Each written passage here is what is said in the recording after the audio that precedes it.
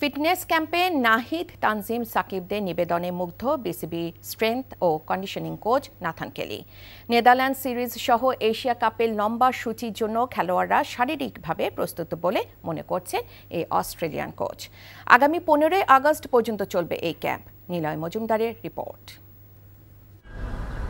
সকালের মিষ্টি রোদ সময়ের সঙ্গে উত্তাপ ছড়ালেও থামার সুযোগ ছিল না লিটন তাসকিনদের।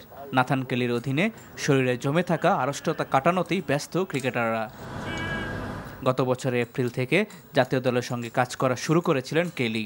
খেলোয়াড়দের ব্যস্ত সূচির কারণে ফিটনেস নিয়ে পরিপূর্ণ কাজ করতে না পারার আফসোসও আছে কেলির। ক্রিকেটাররা বেশ অনুপ্রাণিত। ওরা সবাই প্রচন্ড পরিশ্রমী এবং নিজেদের সেরাটা দিতে চায়। আমি কখনো আমাদের খেলোয়াড়দের কাছ থেকে ফিটনেস নিয়ে কোনো অভিযোগ পাইনি।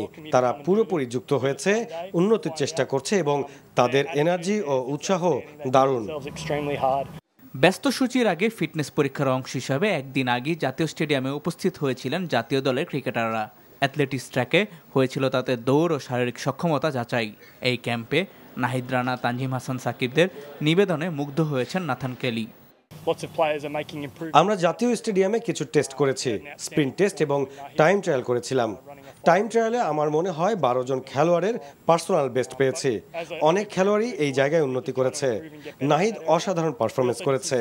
5 মিনিট 31 সেকেন্ডে 1600 মিটার দৌড় শেষ করেছে।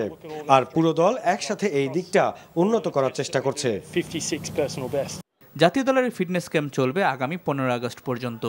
5 দিন পর সিলেট আন্তর্জাতিক ক্রিকেট স্টেডিয়ামে শুরু হবে প্রস্তুতি camp. Niloy Majumdar, NTV news, Dhaka. Bundle থাকলে প্রতি সেনমানিতে টাকা বাঁচবে। বিকাশ সেনমানি বান্ডেল কিনে জিতুন প্রতি লেনদেনে।